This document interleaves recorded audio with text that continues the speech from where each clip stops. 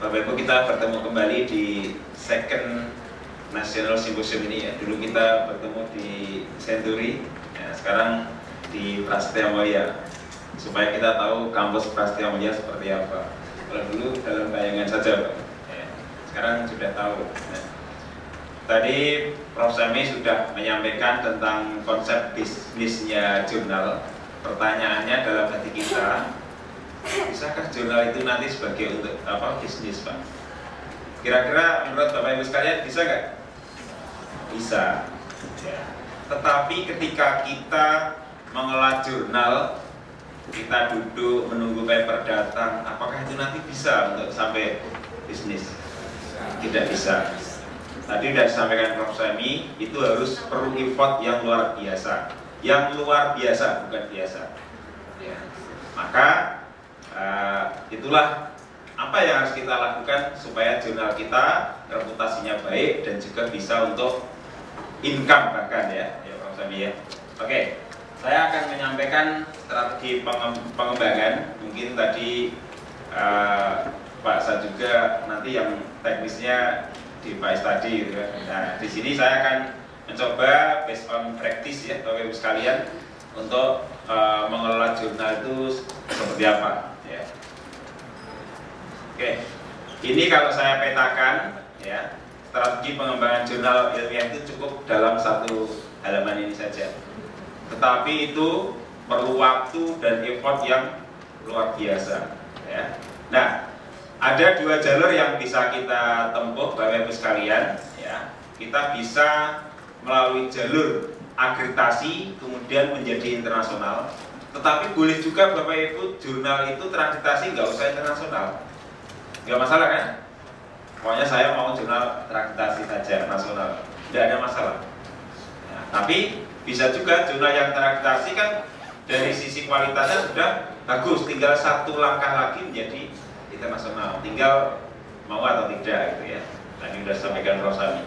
Ada satu jalur lagi Bapak Ibu mungkin tidak perlu melalui jalur akreditasi, tetapi harus kata-kata tadi Pak, harus ada effort luar biasa untuk bisa mengejar segera internasional. Nah, gimana supaya bisa menjadi sebuah jurnal internasional yang bereputasi? Tentunya di sini ada banyak indikator ya. Indikatornya di sini ada impact factor, kemudian ada SJR, SNP dan seterusnya. Banyak yang dipakai untuk mengukur kualitas dari sebuah jurnal. Nah, tadi sudah disampaikan Prof. Sami, jurnal itu mau cetak atau online? Atau online saja? Kira-kira pilih mana? Dua-duanya. Kenapa? Nah, bukan perlu ya pembaca. Jadi sekarang ini masih ada pembaca yang mohon maaf tidak bisa membaca di komputer. Nah, tetapi sekarang kita mulai coba kurangi eksemplar yang cetak ya.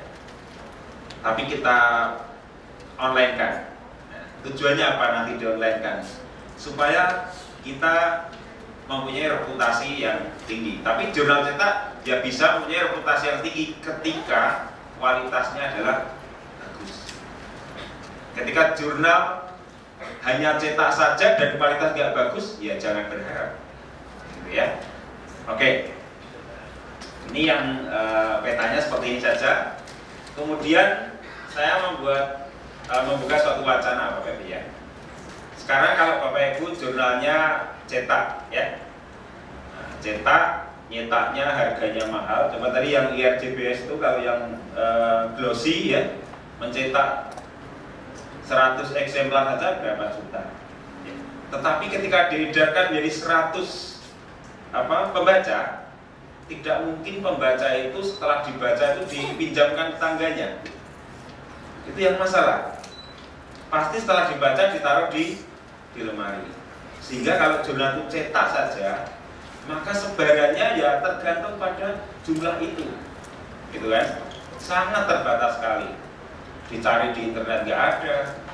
Gimana kita bisa menjadi rujukan orang? Kan begitu kan? Nah, jadi bisa jadi citasinya rendah, tidak ada yang merujuk, itu karena diseminasinya yang kurang, gitu ya. Nah, saya membuat suatu urutan begini. Salah satu tolak ukur reputasi jurnal adalah dilihat dari jumlah citasi dari jurnal lain ya, bukan dari jurnal sendiri ya. Gimana caranya supaya kita mempunyai citasi yang banyak? Ya. Kita jangan berharap mempunyai citasi yang banyak dari jurnal lain jika tidak diindeks. Ya, kalau dulu saya waktu kuliah S1 mencari literatur itu dari Semarang ke LIPI ya, naik bis, dulu belum misalnya pesawat Pak, saya kuliah S1 ya, itu mencari literatur dengan cara manual. Bayangkan loh, sekarang sudah zamannya seperti ini, tinggal buka HP cari literatur gampang. Itu betul-betul perbedaannya 180 derajat. Maka ketika jurnal itu paradigmanya masih seperti pada saat saya kuliah dulu, Bapak Ibu bisa bayangkan ya. Sehingga yang namanya indeksasi itu orang mencari literatur bukan melihat pada katalog, kelamaan kan, cukup searching di mesin pencari atau mesin pengindeks ya, misalnya DeWa, Scopus ya, Thomson dan seterusnya. Nah, jurnal itu akan bisa diindeks jika online. Kita nggak mungkin mengindekskan di DeWa, kita ngirim cetaknya ke DeWa, ke mana, Swedia sana, susah Pak. Atau Scopus tempatnya di Belanda sana, kita ngirim hard printnya sana. Belum orang yang memasukkan teksnya satu persatu. Nah, itu luar biasa lamanya. Sehingga jurnal itu idealnya minimal ya ada cetak dan ada online, sehingga itu nanti diseminasinya cepat, diindeks di mana-mana, orang tinggal searching, ketemu dan dirujuk oleh jurnal lain ya. Itu. Nah, ini adalah beberapa parameter dari kualitas dari jurnal ya. Ada IF tadi yang dicontohkan Prof. Sami tadi, jurnal tadi 3, berapa tadi ya. Itu adalah impact factor yang pertama. Kata impact factor adalah dari miliknya Thomson ya. Kemudian ada SJR, SNP, dan satu lagi sebenarnya IPP Pak ya. Itu dari jurnal Matrix ya. Sebenarnya bukan dari Elsevier ya, tapi dari jurnalmetrics.com. Nah, kemudian ada H-index, ISBO index, itu ada banyak yang memakai ya. Nanti saya jelaskan. Nah, kalau saya jelaskan ya seperti ini Pak. Impact factor sama IPP itu sama. Impact factor adalah brand miliknya Thomson. Kemudian ada IPP miliknya Jurnal Matrix. Jadi kalau ada orang jurnal menuliskan impact factor sekian ya, IF begitu ya. Kalau impact factor sih bahasa Inggris kan untuk umum ya, IF gitu ya. Itu adalah brand miliknya Thomson. Ya. Nah, ada SJR sama SNP. Ya. Kalau IF sama IPP itu hanya global saja Pak, menghitung jumlah rujukan dari jurnal lain dibagi dengan jumlah artikel yang dipublish oleh jurnal dalam kurun waktu tertentu. Tapi kalau SJR beda Pak. SJR itu perbandingan sama kayak tadi, tetapi mempertimbangkan reputasi jurnal yang merujuk. Misalnya jurnal kita dirujuk oleh jurnal yang ecek-ecek seringnya, maka SJR-nya pasti rendah. Gitu ya. Kalau SNP bagaimana Pak? SNP ya, saya tanya ya Bapak Ibu. Jurnal Nature dalam bidang eksakta saat ini IF-nya adalah 35. Ada jurnal dalam bidang humaniora IF-nya 3,5. Bagusan mana Pak? 35 dengan 3,5. Bagusan mana Pak? Impact factor 35 dengan sosial humaniora 3,5. Apakah Nature tadi lebih baik? Belum tentu. Karena ya Kalau ingin membandingkan antar bidang ilmu, jangan menggunakan IF, Pak. Tapi gunakanlah namanya SNP. Karena SNP itu menormalisasi impact faktor maksimum dan minimum di masing-masing bidang ilmu. Nah, jadi kalau sudah pakai SNP, bidang elektro sama bidang kimia itu udah relevan, gitu ya. Kira-kira begitu. Kemudian ada lagi H-index. H-index ini menunjukkan sebaran sitasi, Bapak Ibu ya.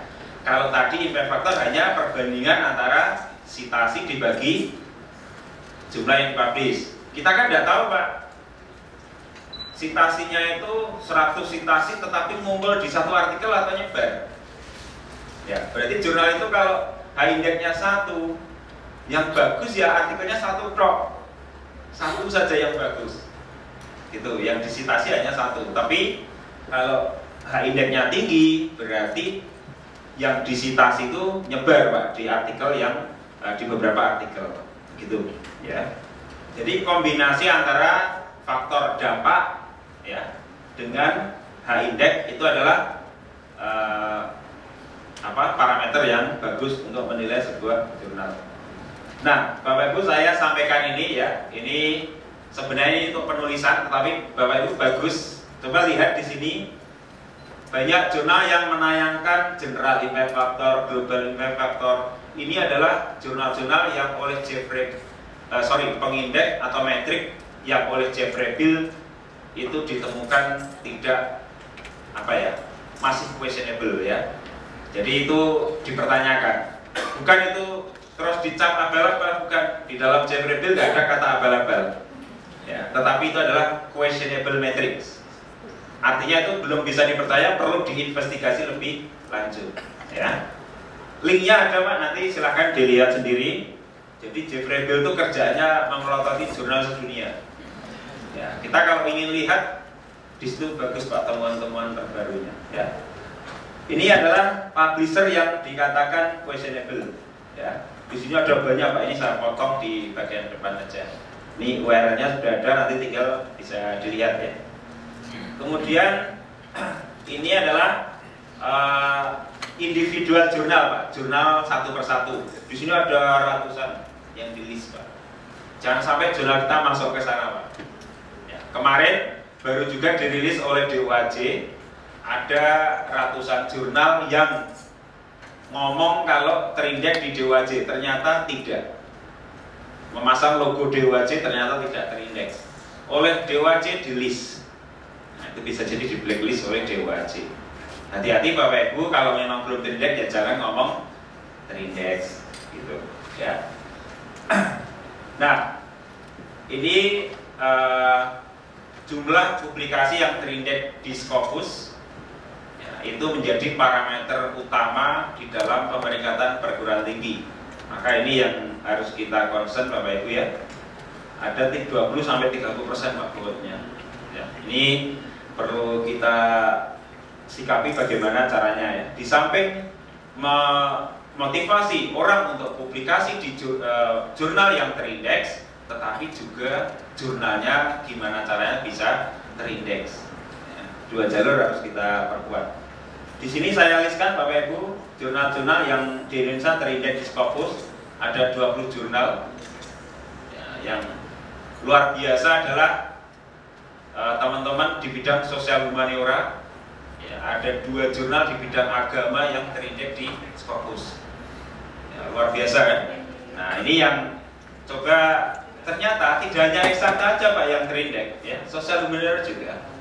Yang terakhir perlu saya sampaikan, Studia Islamika itu terindeks oleh DOAJ karena jumlah citasinya luar biasa. Jadi kalau Bapak Ibu lihat Studia Islamika itu citasinya di Google Scholar sudah 1000 ya, 1000 lebih. Jurnal saya yang tadi di sini kalah jauh ya, kalah jauh, jumlah citasinya kalah jauh karena jurnalnya Studia Islamika jurnal tua Pak, saya jurnal masih muda gitu. Ya. Oke, tetapi dari sisi SJR paling tinggi. Kenapa paling tinggi jurnal saya? Karena jurnal ini banyak disitasi oleh jurnal-jurnal lain yang impact faktornya tinggi. Dan itu terus terang tidak ada trigger Pak citasi ya, itu alami betul ya. Oke. Kemudian saya sampaikan di sini ada 18 strategi untuk pengembangan jurnal Pak ya. Yang pertama adalah kualitas substansi. Ini penting. Ya. Saya masih melihat Pak, saya sama Pak Lukman survei ke seluruh Indonesia ya Pak Lukman ya. Ternyata di beberapa daerah itu masih tidak tahu sebenarnya jurnal ilmiah itu seperti apa. Ketika ada jurnal itu, Pak ini gimana bisa terbit Pak? Ya kita kumpulkan dari paper-paper itu ya disubmit, kemudian kita layout, kita jilid, publish Pak. Nah reviewnya, mereka itu tadinya tanya mitra besar itu apa Pak? Masya Allah gitu. Loh berarti selama ini nggak direview Pak? Enggak Pak. Waduh. Ya, Bapak jangan Bapak Ibu jangan berharap jurnal diakreditasi kalau tidak direview. Bayangkan kita seperti apa kualitas papernya. Maka kualitas paper itu penting ya. Oke.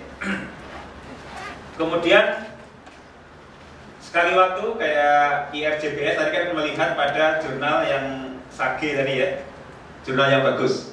Sekali-sekali Pak, apa jurnal yang menjadi kiblat kita kunjungi rumahnya. Gak usah pakai izin menteri apa, gak usah pergi ke luar negeri Pak, cukup secara online kita kunjungi. Seperti apa rumahnya, mindsetnya seperti apa, tipikal artikelnya seperti apa. Jadi masing-masing jurnal itu idealnya punya jurnal yang menjadi panutan. Ya, bukan berarti kita tukang tiru kan, ya, tapi kan meniru sesuatu yang baik kan boleh kan. Ya, kalau meniru yang jelek ya boleh. Ya. Nah, maka ini penting Pak untuk mengubah mindset kita supaya wawasannya terbuka ya. Nah, dari publisher yang terkenal itu coba kita lihat yang sesuai dengan jurnal kita. Kemudian jurnal itu harus ada versi elektroniknya. Tadi sudah saya sampaikan bahwa cetak itu sangat terbatas diseminasinya. Ya. Oke. Kemudian yang keempat, gunakan software aplikasi yang cocok untuk jurnal ilmiah. Ya, saya tidak menyebut merek sebenarnya, cuma saat ini yang kita temukan ya Pak Lukman, yang kira-kira yang mirip punyanya Elsevier itu ya Open Journal System. Jadi kalau sistem submitnya itu kalau saya boleh mengatakan sudah 80% mirip lah. Jadi kalau orang sudah biasa submit di Elsevier, di manuskrip sentral, maka di OJS ya hampir-hampir sama ya. Maka ini dan ini gratis, diinstal mudah ya, cukup aman juga Bapak Ibu ya, silahkan. Kemudian nah tentang nama jurnal, kadang-kadang banyak pengelola jurnal itu yang saya amati Pak, 75% jurnal itu namanya adalah tidak sesuai dengan akta lahir. Itu survei Pak Lukman. Kenapa? Ada yang ditambahin jurnal di depannya ya. Apalagi yang mendaftarkan elektronik ya, dan dulunya cetak mendaftarkan EISSN, namanya diubah. Jadi karena apa? Ganti pengelola, yang pengelola yang baru tidak tahu sebenarnya namanya apa. Itu yang repot Pak. Kalau sudah terlanjur daftar EISSN kan repot. Pak ini terus yang dipakai yang mana? Ya saya bingung juga. Gitu kan. Nah itu makanya hati-hati tentang nama ya. Kemudian saya mengamati banyak jurnal juga yang tidak menuliskan judul sirahan. Saya nggak tahu istilahnya apa. Di halaman artikel itu kalau bisa halaman pertama adalah ada nama jurnal, volume berapa, nomor berapa, tahun berapa, halaman berapa sampai berapa. Kenapa? Silahkan dibuktikan. Kalau di halaman pertama artikel tidak ada informasi nama jurnalnya, dimasukkan di Mendeley contoh ya, pasti tidak akan terdeteksi metadatanya. Silahkan dicoba ya, maaf. Tetapi begitu di halaman pertama ada informasi itu lengkap sudah, paling-paling kurang 1-2 poin Walaupun kurang 1 poin, tapi kalau sudah ada DOI Pak, Mendeley itu akan nyari sendiri dari cross-check data yang kurang. Itu bagusnya DOI, ya, seperti itu. Ya. Sehingga saya sarankan setiap jurnal itu nanti mempunyai DOI per artikelnya. Tetapi tolong jangan mendaftar per jurnal Pak, karena pas dolarnya tinggi gini uang masuk ke Amerika semua nanti. Karena ada iuran tahunannya, 1 tahun 275 US dollar. Maka daftarnya adalah per publisher.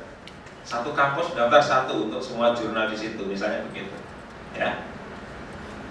Oke. Kemudian online kan semua PDF full text-nya for free. Kenapa for free? Ya. Supaya segera dapat citasi. Ya. Nanti saja kalau sudah jurnal itu terkenal, baru dijual akses full text-nya. Itu seperti yang disarankan Prof. Semi tadi. Ya, kita pokoknya jadi bagus dulu, terkenal, ya, baru nanti panen duitnya nanti. Ya, kita nanti bisa langganannya tuh per kampus Pak, bukan per individu. Begitu dari kampus langganan langsung dibuka ketika dia mengakses dari kampus tersebut. Ya kayak modelnya saya kira gitu Pak, bisa. OJS sangat bisa seperti itu. Ya. Kemudian struktur pengelola jurnal. Ya. Struktur Bapak Ibu kalau pengelola jurnal di situ sebenarnya tidak ada sekretaris seperti itu Pak. Ya. Jurnal ilmiah itu umumnya adalah seperti ini ya. Tidak ada sekretaris, tidak ada bendahara. Ya. Tapi di situ istilahnya lain Pak. Ya. Tapi kalau majalah Tempo beda, gitu ya. Majalah Tempo, majalah Buku, lah itu beda. Tapi kalau yang namanya jurnal ilmiah, silahkan Bapak Ibu lihat, kecuali yang asosiasi profesi. Jadi kadang-kadang ada yang dikombin dengan organisasinya. Ya. Kemudian yang ke-9, ya, lupa saya sampaikan, reviewer Pak, mitra Bebestari itu adalah tidak termasuk ke dalam pengelola tetap jurnal. Ya, karena apa? Setiap terbit itu bisa jadi orangnya beda kalau topiknya beda, gitu. Ya. Kemudian 9, ya, tolong beberapa menu ini ditampilkan di halaman depan supaya orang yang mencari skopnya jurnal itu tidak harus kesulitan mencari kemana. Ini masalah kemudahan saja ya. Kemudian saya sampaikan 10, 11, 12. Ini adalah strategi supaya Bapak Ibu bisa terindeks di Scopus. Ya, kalau studi Islamika tadi kekuatannya di jumlah citasi. Nah, ada senjata lain Pak sebenarnya. Ya, senjata lain adalah tentang diversity penulis maupun pengelola. Jadi jurnal itu jangan jadi jurnal yang lokal Pak, gitu ya. Sementara sebelum terindeks Scopus misalnya Pak, usahakan jurnal itu tulisannya dari mana-mana, dari Amerika, dari Iran, dari Eropa, gitu. Tapi begitu nanti sudah terindeks, silahkan itu diperbanyak yang Indonesianya, supaya tadi meningkatkan jumlah publikasi yang dari Indonesia. Ya, sementara kita harus punya strategi seperti itu, ya. Nah, Bapak Ibu kalau 10, 11, 12 ini tidak diverse, ya, jangan berharap untuk bisa diindeks di pengindeks yang bereputasi tinggi, ya, karena mereka betul-betul melihat dari international diversity-nya, ya. Oke, ada satu cara Bapak Ibu ya yang perlu saya sampaikan. Saya punya cara begini. Kalau kita pas nganggur saja, ya, kita buka Science Direct misalnya ya, letakkan kata kunci misalnya bisnis. Di situ pasti ada banyak ribuan penulis yang sudah menulis di jurnal-jurnal top. Kita call to paper. Kita membuat template satu email yang sama, nanti kita sampaikan kemana-mana. Itu kita lakukan. Nah, saya sudah membuktikan itu dan nyantol, Pak. penulis dari Rusia, dari Brasil, itu banyak berdatangan. Saya, papernya bagus-bagus. Jadi di review seminggu aja udah itu siap terbit. Nah itu salah satu contoh ya. Kemudian 13, ini lakukan indeksasi ya. Lakukan di mana-mana indeksasinya ya. Kemudian online ya, online kalau bisa 14 ini idealnya jurnal seperti ini Pak. Kalau belum bisa ya pelan-pelan. Ya kan, satu dulu paper online semua. Yang lainnya masih model manual lewat email. Besok lagi tambah 2. Caranya begitu Pak. Bukan langsung instan semuanya. Ya susah Pak. Susah. Oke. Kemudian 15, tampilkan capaian jurnal di halaman depan supaya orang tertarik nulis ke jurnal kita ya. Kemudian gunakan standar baku penulisan daftar pustakanya ya. Jangan sampai dalam satu paper aja ada 5 madhab. Madhab penulisan artikel maksudnya, penulisan daftar pustaka Pak gitu ya. Itu enggak konsisten ya. Bapak Ibu di sini pasti punya Facebook semua ya. Nah, gunakan sosial media untuk menyebarluaskan jurnal kita. Itu sangat efektif. Coba kalau kita punya friend 500 dari seluruh dunia, kita posting saja, masing-masing friend punya friend lagi, itu akan nyebar dengan cepat ke seluruh dunia ya. Gitu. Nah nanti Pak Lukman mungkin akan banyak menyampaikan yang tentang akreditasi ya. Yang jelas Bapak Ibu nanti asesornya substansi itu akan berbeda dengan tata kelola. Jadi jangan khawatir yang dari bahasa tidak mungkin akan diperiksa artikelnya oleh Pak Estadi. Karena saya orang teknik kimia bukan orang bahasa. Ya. Tapi kalau tata kelola ya tidak ada masalah, ya kan? Oke. Ini nama tadi sudah saya sampaikan, saya skip. Nah, Bapak Ibu silahkan cek akte lahir. Ya, mohon maaf ini saya sampaikan. Ini contoh ya, di akte lahir Kesmas, di jurnalnya menulisnya begini. Itu kan tidak sesuai. Dan nanti repotnya adalah orang yang mensitasi tidak dianggap citasinya jurnal itu yang repot. Tuh, maka ini nama itu kita harus care, betul-betul care. Ya. Kemudian Mitra Bebestari, ya Mitra Bebestari itu reviewer ya Pak ya. Oke, Mitra Bebestari maupun penyunting, ya di sini Pak, saya sampaikan penyunting. Kualifikasinya apa yang dibutuhkan? Apa syarat menjadi Mitra Bebestari? Syaratnya adalah punya track record publikasi ilmiah, baik itu penyunting atau editor maupun Mitra Bebestari. Jadi kalau seorang Mitra Bebestari tidak pernah menulis tetapi memeriksa artikel, ya Bapak Ibu bisa bayangkan ya, hasilnya seperti apa ya. Nah di sini kualifikasinya adalah track record publikasi. Maka Bapak Ibu kalau rekrutmen reviewer adalah syaratnya tulisannya ya. Kemudian CV daripada Mitra Bebestari adalah disediakan online semua Pak di dalam portalnya pakai URL. Karena apa? Akreditasi yang akan datang tidak lagi Bapak Ibu mengirimkan dokumen ke Jakarta, ke Ristek Dikti, tidak ada. Semuanya harus tersedia di online ya. Karena lama-lama penuh ruangannya Pak. Ada yang pas periode pertama kemarin Pak membawa 1 bis Pak, minibus, karena membawa 2 kontainer di situ. Ya. Wah gede banget Pak, 2 kalinya meja ini. Ya. Jadi sampai belenger yang memeriksanya, karena dokumennya banyak banget. Nah, oke, nanti semuanya BI online. Kemudian kalau ada Mitra Bebestari yang memeriksanya itu hanya layout dan seterusnya, font, maka harus ditegur. Jika tidak mau, ya mohon maaf, saya pakai yang lain gitu. Ya, harus yang substansi. Itu yang paling penting yang perlu dicatat Bapak Ibu. bagaimanakah mitra besar itu seperti apa. Kemudian CV tadi sudah sampaikan ya, harus tersedia online. Nah, tadi sudah saya sampaikan ini. Nah, contohnya seperti ini Pak, kalau di OJS ya. Kalau ini ada pengelola, contohnya ini namanya Dimitri Mursin ya. Orang dari mana? Ini harus ada instansinya. Terus kalau saya klik muncul seperti ini Pak.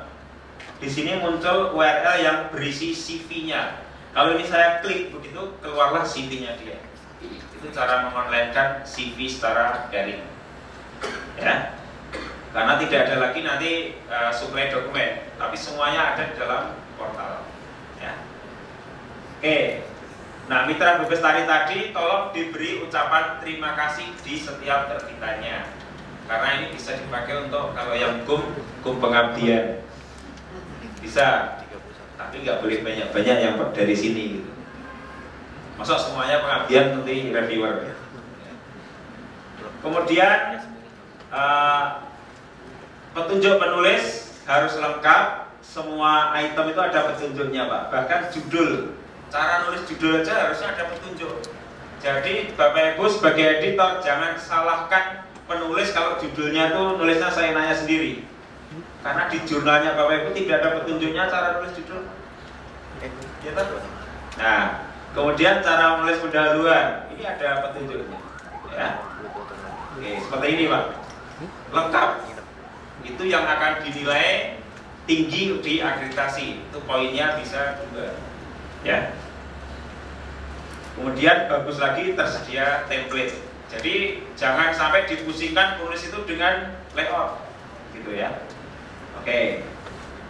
Manajemen pengelolaannya online penuh atau tidak?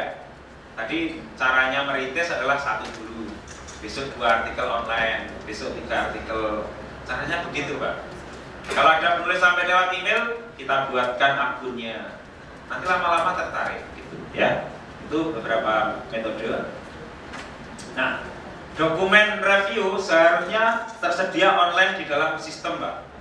Tidak ada lagi buku gede besar, tidak ada lagi di email. Kalau di email kan nyarinya susah Pak.